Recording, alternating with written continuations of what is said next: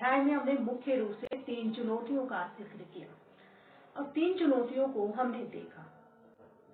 तत्कालीन चुनौती थी एकता के सूत्र में बांधने की, यानी पहले अध्याय की हम बात करें तो 3 चुनौतियां हमने देखी, जिसमें पहली चुनौती को हमने लिया एकता के सूत्र में बांधने की, दूसरी चुनौती उसमें लोकतंत्र स्थापित करने की चुनौती, और तीसरी चुनौती का जिक्र किया गया विकास की। तीसरी चुनौती विकास की थी, वह भी ऐसा विकास जिसमें सबका भला हो।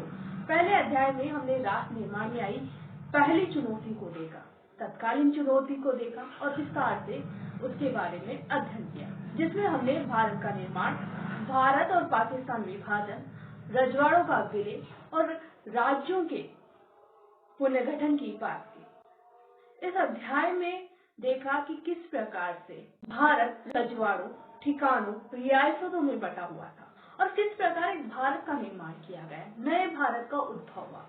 ठीक इसी प्रकार हम दूसरे अध्याय की बात करेंगे, जिसमें हम पहले पाठ में जिक्र की गई दूसरी चुनौती यानी कि लोकतंत्र स्थापित करने की चुनौती को विस्तार से देखेंगे। तो आइए चलते हैं और दूसरे अध्याय की बात करते हैं और इस अध्याय में हम क्या क्या देखेंगे उसका जिक्र भी हम कर लेते हैं। तो देखेंगे स्वतंत्र निष्पक्ष चुनाव प्रणाली की स्थापना, दूसरा पॉइंट देखेंगे आजादी के बाद कांग्रेस का बढ़ता वर्चस्व, और तीसरा पॉइंट देखेंगे विपक्षी दल, उनका उद्भव, नीतियां और विचार। उस समय की हम बात करें तो हमारे नेता लोकतंत्र में राजनीति की निर्णायक भूमिका को लेकर सचेत थे, यानी वे जागरूक थे और राजनीति को एक समस्या के रूप में नहीं बल्कि एक समाधान के रूप में लेते थे। हर समाज के लिए यह फैसला करना जरूरी होता है कि शासन कैसे चलेगा और किन कायदे कानून पर अमल किया जाए। किसी भी समाज के कई समूह होते हैं, इनकी आकांक्षाएं भी अलग होती है, इनकी उम्मीद भी अक्सर अलग अलग होती है, जिससे विभिन्न समूह में टकराव होता है और इन टकराव से कैसे निपटना है, यानी कि इनका समाधान क्या है। लोकतांत्रिक राजनीति इसका समाधान यही है। इसके जवाब में अगर हम देखेंगे तो लोकतांत्रिक राजनीति इसका जवाब मिलेगा।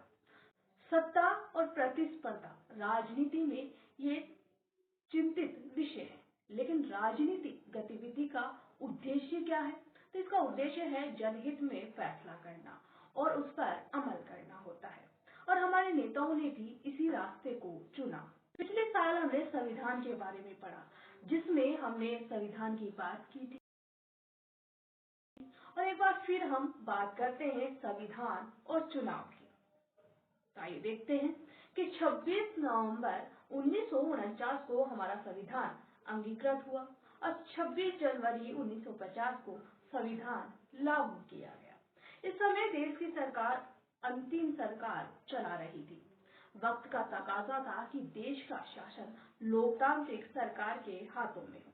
संविधान के नियम बना दिए गए, यानी तय कर दिए गए, अब इनको अमल में लाना बाकी था। शुरुआत में ये माना गया कि ये सिर्फ चंद ही महीनों का काम है। चुनाव आयोग का गठन जनवरी 1950 को किया गया। चुनाव के लिए चुनाव आयोग गठन हुआ और जनवरी 1950 को इसका गठन किया गया। पहले चुनाव आयुक्त सुकुमार सेन बने। उम्मीद थी कि देश का पहला आम चुनाव 1950 में किसी भी वक्त हो सकता है।